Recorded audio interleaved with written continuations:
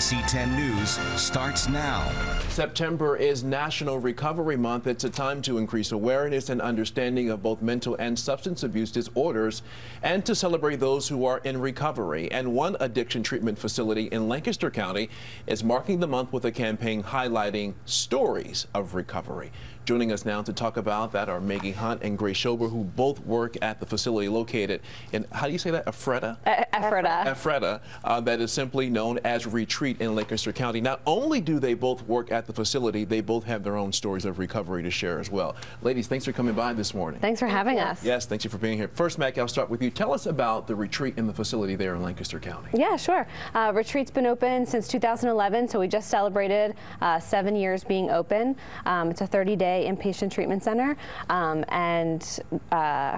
I do the alumni program that they have there, the Alumni Association. So I kind of keep up with the patients after they leave treatment and get to just celebrate their recovery like we're doing for the campaign. And I know as the director, you've been compiling some of the recovery stories. Yeah. Tell us why that's important. I would imagine it's meant to inspire and to empower other individuals who are on the same journey. Oh, yeah. I mean, I think that what we want to do is really celebrate them, and we want them to not be afraid, because the stigma of addiction is really hard. We're trying to humanize it so that people can understand that it's okay to come out and say that you have a problem. Addiction is a chronic disease. It's not really treated that way.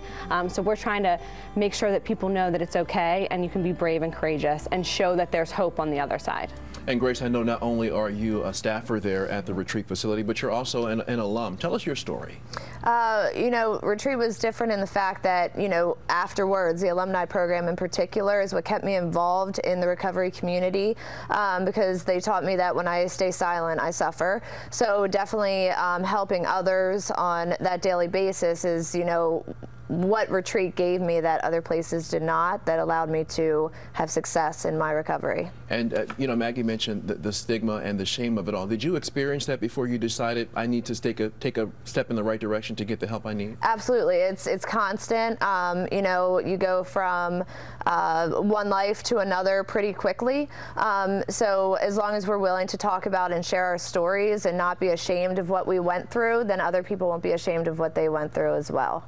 And the relapse rate, as it reads, is somewhere between 40 to 60%. So for those individuals who really are trying to be sober and clean and who are afraid I might relapse, what do you say to them? How do you keep them focused on winning the battle? Yeah, I mean, I went to treatment 10 times before I actually was able to stay sober, only because my mom would just say, like, you can't live in this house and use substances anymore. So it really wasn't an option for me not to go back into treatment at the time.